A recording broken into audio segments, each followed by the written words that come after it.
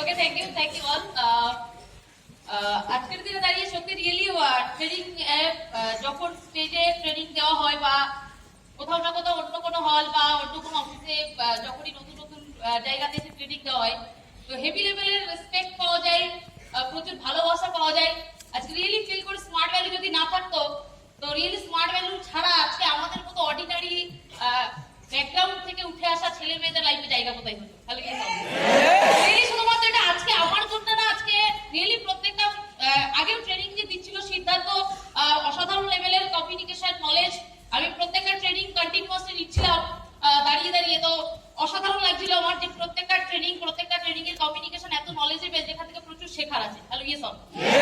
আজকে ডিফারেন্সটা একটাই, যেটা বলছিল আজকে এখান থেকে দাঁড়িয়ে এই হলে বসে থাকা প্রত্যেকটা ছেলেদের মেয়েদের সঙ্গে, মানে আমাদের সঙ্গে আজকে স্টেজে যারা ট্রেনিংটা দিচ্ছে তাদের সঙ্গে ডিফারেন্স একটাই, তারা হয়তো কোথাও না কোথাও 5টা বছর আগে এসছে বা 3টে বছর আগে এসছে, তাই তারা আজকে লিডারশিপ দিচ্ছে, আজকে আমরা এখানে বসে ট্রেনিংটা দিচ্ছি। Hello yes all.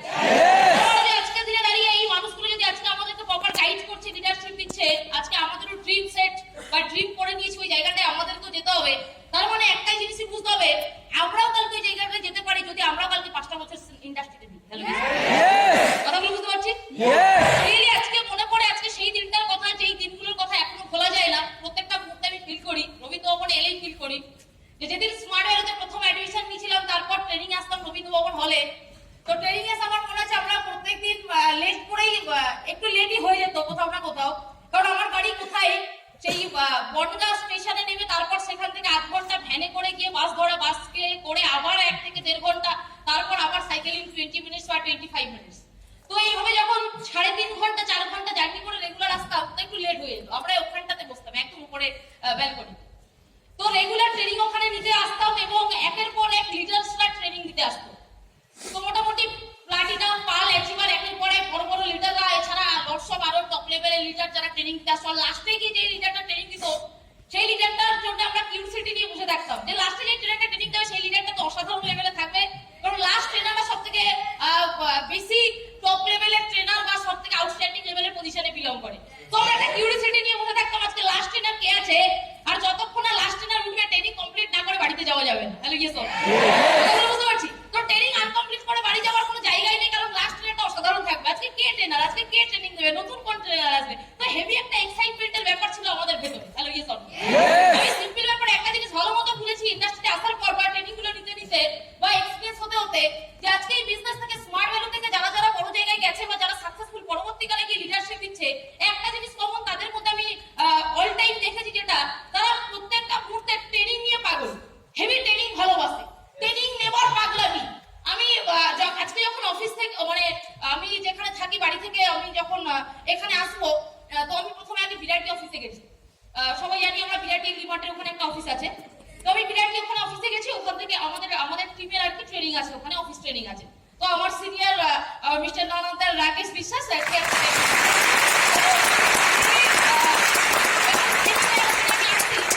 আমি বাইকে করে আসছি যখন, তো আস্তে আস্তে আমি রাস্তাতে দেখে আমার একটা অ্যাসোসিয়েট হেঁটে হেঁটে আসছে, নিউ ব্যারাকপুরে থাকে অ্যাসোসিয়েটটা। তো রাকেশ দা দেখে বলছে কি এই অ্যাসোসিয়েটস না? হ্যাঁ আমি তাই তো। তো বলছে কোথায় যাচ্ছ? হ্যালো, আমার নিউ ব্যারাকপুরে থাকে, ওখান থেকে হেঁটে হেঁটে এখন বিরাটি লিমার্টে আসবে। বলছে কেন হেঁটে হেঁটে আসবে কেন? ওই যে ওরকম পাগল। বলছে কি করতে আসবে লিমার্টে? ওর তো আজকে ট্রেনিং নেই, ও তো পুরো অ্যাসোসিয়েট, আসছে নতুনদের ট্রেনিং। আমি বললাম ওর যারই ট্রেনিং হোক, ও ট্রেনিং নেওয়ার জন্য পাগল, ও সারাদিন ট্রেনিং নেবে যেখানেই হোক। এখানে যদি আজকে রাহুল দাদের টিমের ট্রেনিং থাকে, তাও ট্রেনিং নিতে চলে আসবে। বাবাজার টিমের ট্রেনিং থাকলে সেখানেও ট্রেনিং নিতে চলে আসবে। আমাদের ট্রেনিং থাকলে সেখানেও ট্রেনিং, মানে যে কোনো ট্রেনিং, যেই ট্রেনিং দিতে গেল ট্রেনিং নিতে চলে আসবে। বুঝতে পারছি ব্যাপারটা? তো আমি রিয়েলি কিছু কিছু মানুষদেরকে এরকম দেখতাম আগেও, যখন আমরা জার্নিটা প্রথম শুরু করি, বিশাল লেভেলের ট্রেনিং এর পাগল, ট্রেনিং নেবার বিশাল পাগলামি, ট্রেনিং দিতে ভালো লাগে, ট্রেনিং লিখতে ভালো লাগে, কোন ট্রেনার ট্রেনিং দেবে তার জন্য একটা বিশাল এক্সাইটমেন্ট। এরাই পরবর্তীকালে গিয়ে বিশাল লেভেলের বড় লিডারশিপ দিয়েছে। Hello yes all. বুঝতে পারছি কি পারছি? যাই হোক, ওই সময় দাঁড়িয়ে বিজনেসটা আজ থেকে 5 বছর আগে শুরু করা। তো আমি জার্নি নিয়ে আজকে আমার লাইফের বিশেষ কিছু কমিউনিকেশন করবো না, তাহলে আজকে মেন সাবজেক্ট নিয়ে কথা বলাই যাবে না। মোটামুটি আমি কিছু কমিউনিকেশন করবো আমার জার্নির ব্যাপারে বা আমার ব্যাকগ্রাউন্ডের ব্যাপারে, হালকা কিছু কমিউনিকেশন করবো, যেটা মনে করবো কমিউনিকেশন করার মতো। তো মেন সাবজেক্ট নিয়ে আমি কথা বলবো। আজকে যেটা দাঁড়িয়ে আমরা রিয়েলি প্রত্যেকটা মুহূর্তে, আমি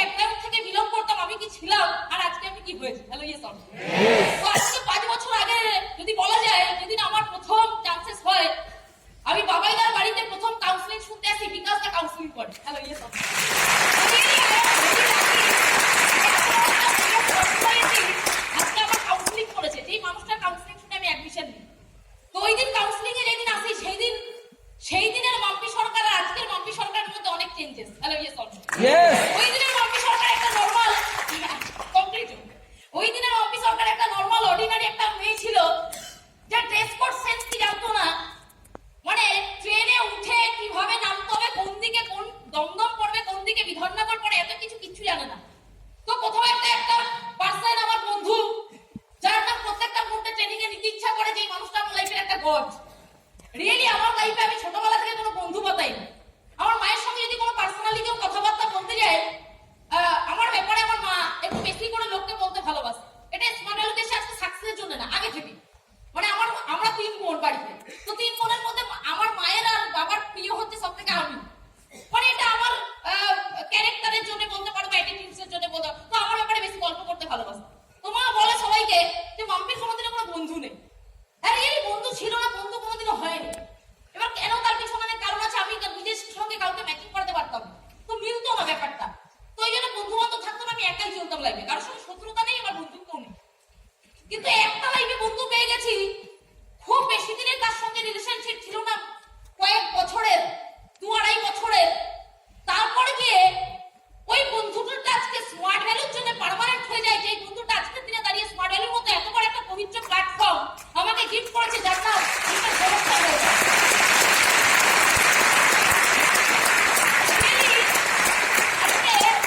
ওই টাইমে দাঁড়িয়ে আজকে বাইরের মার্কেটের সঙ্গে স্মার্ট ভ্যালুর ডিফারেন্স কোথায়, ওই টাইমে দাঁড়িয়ে আজকে আরো অনেক বন্ধুরা আমরা ওই সময় অনার্স নিয়ে পড়তাম আমাদের কোচিং ব্যাচে। তোমার মনে আছে আমাদের ওই বন্ধুদের আলোচনার সাবজেক্ট গুলো কি থাকতো? আলোচনার সাবজেক্ট কি থাকতো? আমরা কি নিয়ে ডিসকাস করতাম, বা আমাকে কি জন্য ডিসকাশনের জন্য ফোন করতো? হ্যাঁ, তার গার্লফ্রেন্ডের সঙ্গে ব্রেকআপ চলছে, তো সেটা শেয়ার করবার জন্য ফোন করতো। বুঝতে পারছি না? ইয়েস। আর রিসেন্টলি আমার ওই একই ব্যাচের পড়ায় মানে ঘটশ্যাম, আমি আর একটা বন্ধু ছিল একটা মনোজ, আমরা 3 জন প্রচুর ক্লোজ ছিলাম, একসঙ্গে বেশি মিশতাম, একটু একসঙ্গে পড়াশোনা করতাম, একসঙ্গে ডিসকাশন করতাম পড়াশোনার সাবজেক্ট। তো আমাকে রিসেন্ট আমার কিছুদিন আগে মনে হয় ফোন করেছে আমাকে, তো আমার নাম্বারটা কোনোভাবে পেয়েছে, তো কথাবার্তা হচ্ছে। আমি বললাম, তারপর বল কি করছিস, কেমন আছিস? ওর অ্যান্সার শুনে আমি শকড। ওই কি আর করবো, বৌদিদের সঙ্গে প্রেম করছি। আমি না রিপিটেড কি অ্যান্সার দেবো, আমি অবাক, আমি কি বলবো, মানে আমার নিজেরই লজ্জা হচ্ছে কথাটা শুনে। আমি রিপিটেড শুনে হ্যাঁ ঠিক আছে, কথাটা পরে ফোন করবো। মানে ওই সময় থেকে আমি যে কি বলবো, আমি সব কিছু বলতে পারছি না, আমি পুরো আমার বাকরুদ্ধ হয়ে গেছে। বুঝতে পারছি ব্যাপারটা? তো আজকে বাইরের মার্কেটের ছেলেমেয়েরা ভাবো, আর ওই জায়গা থেকে উঠে এসে ঘনশ্যাম হালদার বা আমি আজকে স্মার্ট ভ্যালুর মতো প্ল্যাটফর্ম পেয়ে গেছি বলে আজকে কি লেভেলের চেঞ্জেস লাইফে। হ্যালো প্রথম যদি আজকে লাইফে স্মার্ট ভ্যালুটা করা উচিত, টাকা পয়সা কত কামাবো জীবনে এটা পরের ব্যাপার। স্মার্ট ভ্যালু যদি প্রথম লাইফে কোনো অ্যাসোসিয়েটকে জিজ্ঞেস করে গার্জিয়ান যে কেন তুমি স্মার্ট ভ্যালুই করবে, তাকে একটা কথাই ভালো মতো বুঝিয়ে দেওয়া উচিত। একটা গার্জিয়ান প্রত্যেকটা মুহূর্তে চায় যে তার ছেলে একটা ভালো ছেলে হোক, যাকে লোকে 5টা ভালো কথা বলে তার ব্যাপারে। তাহলে ইয়েস অর নো? যার একটা প্রপার রেপুটেশন থাকে, যাকে নিয়ে গর্ব করার মতো কিছু থাকে।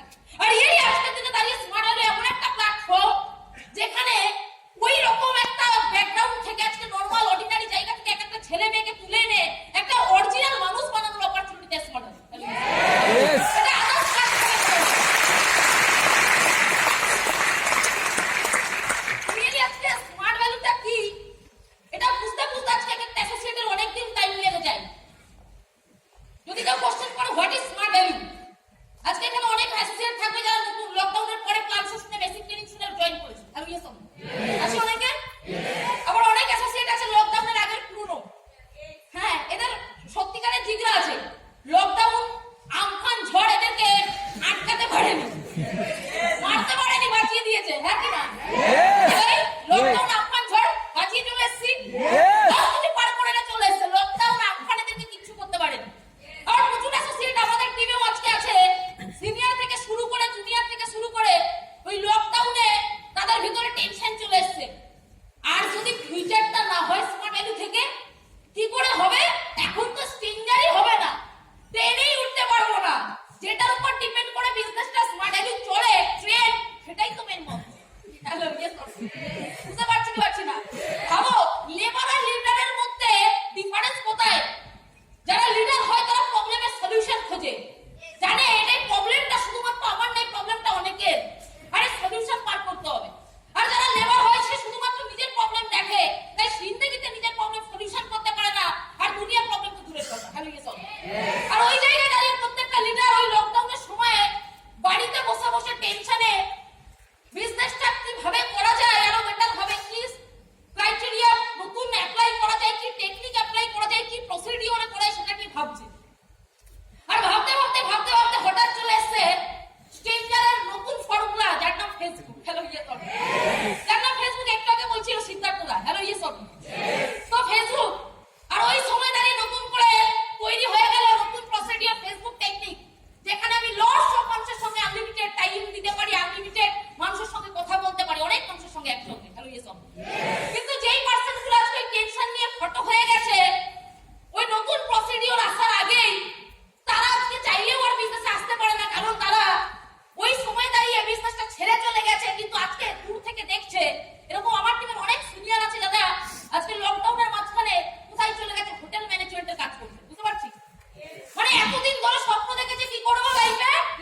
দেবো কোথায়? আমাকে রবীন্দ্রভবন স্টেজে ট্রেনিং দিতে হবে। যেই লকডাউন চলে এসছে, লকডাউনের করোনার প্রবলেমে সেই এক টেনশনে পড়ে গেছে জীবনে কি হবে এবার। আর ওই টেনশনে চলে গেছে কোথায়? হোটেলের ওয়েটার। আর হোটেলের ওয়েটার হওয়ার পরে এখন কি ওখানে 5,000 টাকা 6,000 টাকা মাইনে পায়, আর একটা সিনিয়রকে ফোন করে বলে হালুয়া টাইট, খারাপ অবস্থা। এবার এখন নতুন করে রিপিটেড ফিরে আসতে চাই, কিন্তু আসতেও পারে না। Hello yes or no? এখন ওই মুখ দেখাবে কি করে অ্যাসোসিয়েটদেরকে? সবাই তো জেনে গেছে। Hello yes or no? বুঝতে পারছি না?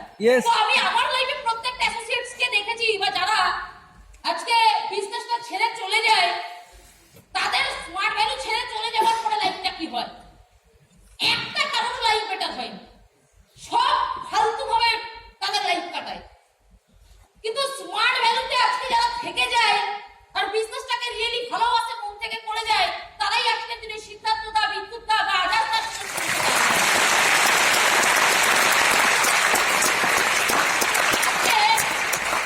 একটা ছেলে মেয়ে স্মার্ট ভ্যালুতে অ্যাডমিশন নেয়। এবার স্মার্ট ভ্যালুতে প্রবলেমটা কি হয়? আজকে নেটওয়ার্ক মার্কেটিং ইন্ডাস্ট্রি বা স্মার্ট ভ্যালু বলো, এখানে জয়েনিং এর সময় অ্যাডমিশন যখন করে তখন এজ, আমরা অ্যাসোসিয়েটদেরকে বলি ভাই একটু দেখে শুনে তো করো জয়েনিং। তো সবকিছু প্রসিডিওর বলা আছে, কাকে কাউন্সিলিং এ ঢোকাতে হবে, কাকে ঢোকাতে হবে, বলে তাই না দাদা দিদিরা?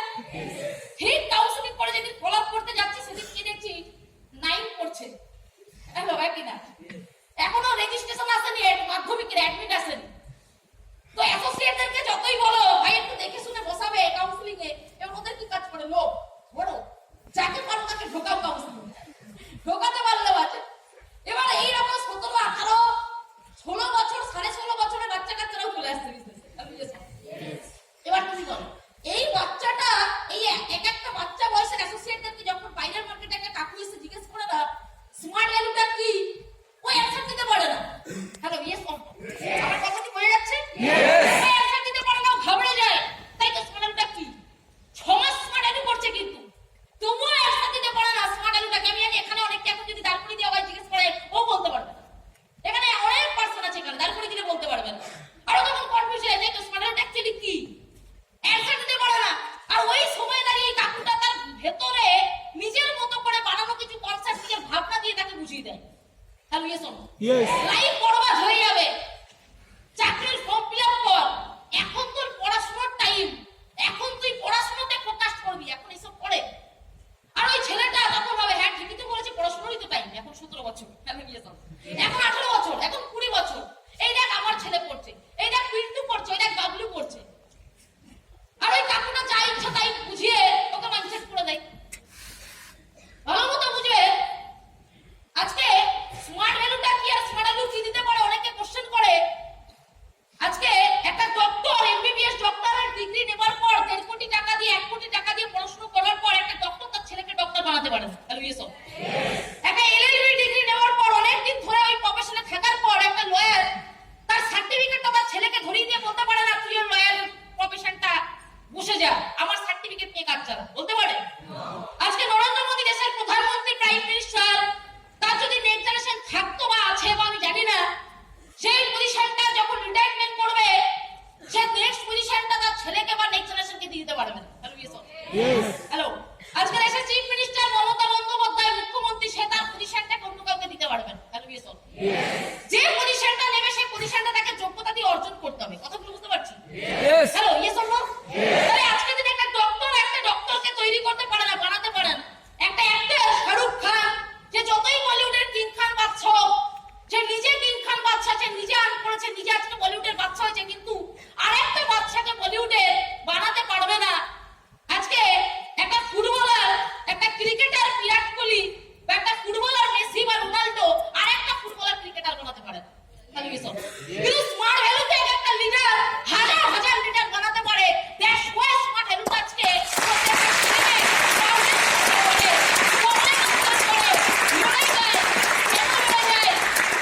ভগবান শ্রীকৃষ্ণকে গীতাতে একটা কথা জিজ্ঞেস করেছিল অর্জুন। এই প্ল্যাটফর্মে তুমি দেখো 20 বছর 22 বছরের বাচ্চা ছেলেরা লিডারশিপ দেয়। কত বয়স দেখলেই তো বয়ে যায়। Hello yes or? কত বয়স সিদ্ধার্থ দার, কত বয়স বিদ্যুৎ দার?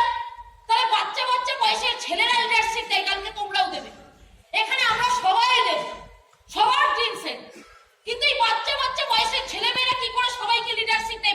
বুঝবে কি করে পসিবল, এত মানুষকে কি করে ট্যাকেল দেয়, কোনো প্রবলেম হয় না, কি করে সলভ করে? কারণ আছে, কারণটা তোমাকে জানতে হবে। ভগবান শ্রীকৃষ্ণকে একবার অর্জুন যখন মহাভারতের গীতায় জিজ্ঞেস করেছিল, কথোপকথন হচ্ছিল দুজনের মধ্যে, আর বারবার অর্জুনের একটা স্বভাব ছিল প্রশ্ন করা, বারবার প্রশ্ন করা। এই অ্যাটিটিউডটা বিশাল দরকার আমাদের লাইফে। আমাদের তো সিনিয়রদেরকে বারবার প্রশ্ন করতে হবে, জানার আগ্রহ রাখতে হবে। আর অর্জুন বারবার প্রশ্ন করতে, আর প্রশ্ন করতে করতে একবার প্রশ্ন করেছিল যে ভগবান পার্থ, আজকে আমাদের লাইফের উদ্দেশ্য কি? কি উদ্দেশ্য আমাদের লাইফের? আমাদের কেন ভগবান পৃথিবীতে পাঠিয়েছে? কি উদ্দেশ্য? বলছে দেখো পার্থ, দেখো অর্জুন যখন পার্থকে জিজ্ঞেস করছে তখন বলছে দেখো অর্জুন, এই পৃথিবীতে প্রত্যেকটা মানুষের মধ্যে একটা কমন জিনিস দুঃখ। সুখ লিমিটেড টাইমের জন্য আসে, কিন্তু দুঃখ পার্মানেন্ট। দুঃখ বেশি টাইম থাকে, সুখ লিমিটেড টাইমের জন্য থাকে, দুঃখ বেশি টাইম থাকে। সুখ কিছুক্ষণের জন্য আসে। আর আমাদের কি করা উচিত? আমাদের একটাই উদ্দেশ্য হওয়া উচিত, আমাদের একটাই উদ্দেশ্য। এই জন্যই ভগবান পৃথিবীতে আমাদেরকে পাঠিয়েছে। আমাদের লাইফে যখন এইরকম কোনো দুঃখ আসবে, তখন নিজের দুঃখটাকে না ফিল করে, আমার দুঃখ তো আছেই, এই দুঃখটা কি আমার একার? না আমার মতো এরকম অনেক মানুষ আছে তাদের ওই দুঃখ থাকতে পারে। আর যখন তুমি নিজেরটাকে ভুলে গিয়ে সেম প্রবলেম আরো অনেক মানুষের লাইফে আছে, ওইটাকে ফিল করবে, বোঝার চেষ্টা করবে, আর সেই প্রবলেমটাকে সলিউশনের জন্য কাজ করবে, আর তখন তোমার ওই কাজের পিছনে অ্যাড হবে সুপার ন্যাচারাল পাওয়ার। আর তুমি যখন এই প্রবলেমের সলিউশন করে দেবে, তখন তুমি হয়ে যাবে মহান। Hello yes. আর আজকের দিনে এই ইন্ডাস্ট্রির টপ মোস্ট লিডাররা, এই কারণেই তারা লিডার, তাদেরকে আমরা গডের চোখে দেখি। ভগবান কি হয় চোখে জিন্দেগিতে দেখিনি। Hello yes. বিশ্বাস মা বাবা ছোটবেলা থেকে মাথায় ঢুকিয়ে দিয়েছে, প্রণাম করতে শিখেছে। একটা বাচ্চা ছেলেকে, আমার নিজের বোনের ছেলে হয়েছে, তো দেখি ভগবানের সামনে গিয়ে, আমাদের সিংহাসনের সামনে গিয়ে নমস্কার করে। কে শেখালো? ওর মা। ও জানে ভগবান কি, ভগবানের লাইফে অবদান কি, আমাদের কি, ভগবান কি জানে ও। ওকে এখন থেকে শিখিয়ে দেওয়া হয়েছে নমস্কার করো, ভক্তি করো। ওকে শিখিয়ে দেওয়া হয়েছে, শিখ করছে। আমাদেরকে সেম শিখিয়ে দেওয়া হয়েছে, আমরা করছি। অরিজিনাল ভগবান কি জানি না, বিশ্বাস করি একটা থট প্রসেস। Hello yes. কিন্তু অরিজিনালি ইন্ডাস্ট্রিতে ভগবান কি হয় অরিজিনাল সেটা জানি না, দেখিনি। কিন্তু ভগবান স্বরূপ অরিজিনাল যদি এই ইন্ডাস্ট্রিতে নিজের চোখে সামনাসামনি ফিল করা যায়, দেখা যায়, আজকে ইন্ডাস্ট্রির টপ লেভেলের লিডার বিকাশ প্রসাদ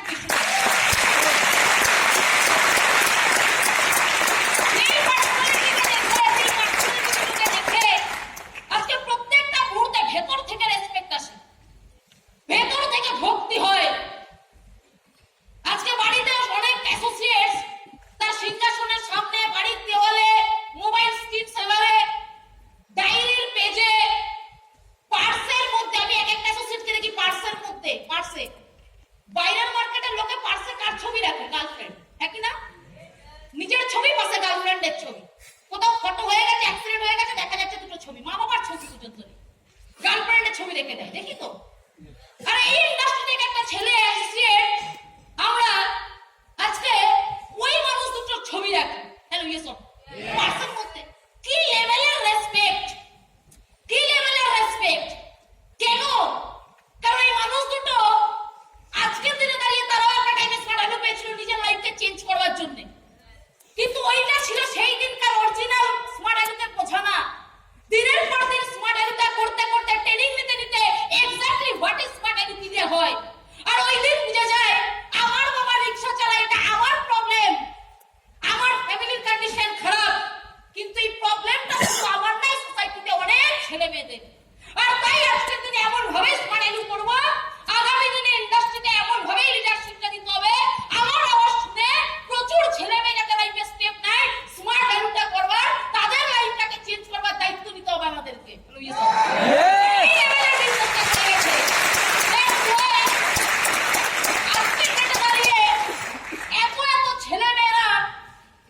ভগবানকে কতবার নমস্কার করে, মনে করে, প্রণাম করে, আমি জানি না, ওই মানুষগুলোকে রেসপেক্ট করে। আমি পার্সোনালি আমার কথা তোমাকে বলতে পারি,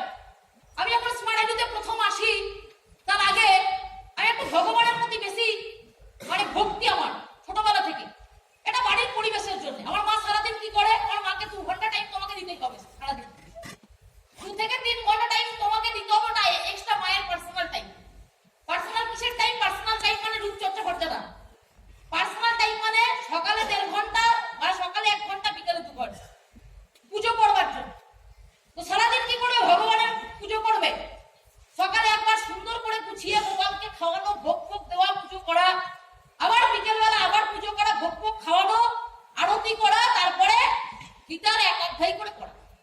সেটা আমার মায়ের, আমার বাড়িতে কালচার, বুঝতে পারছি। এই ছোটবেলা থেকে যদি তুমি এই সব দেখো, তোমার মধ্যে এই ভক্তিটা আসবে তো? এটা পরিবেশের উপর ডিপেন্ড করে। তো আমার মাকে দেখে দেখে, বাড়ির পরিবেশ দেখে দেখে আমার ভেতরে ভগবানের প্রতি ভক্তি করি। এই ব্রত ফ্রত করা সবকিছু ভেতরে চলে আসে। শনি ঠাকুরের ব্রত করবো, কৃষ্ণের জন্মাষ্টমী করবো, উপোস থাকবো, লোককে খাওয়াবো, ভোগ বানাতে হবে, তো এই ব্যাপারগুলো ছিল।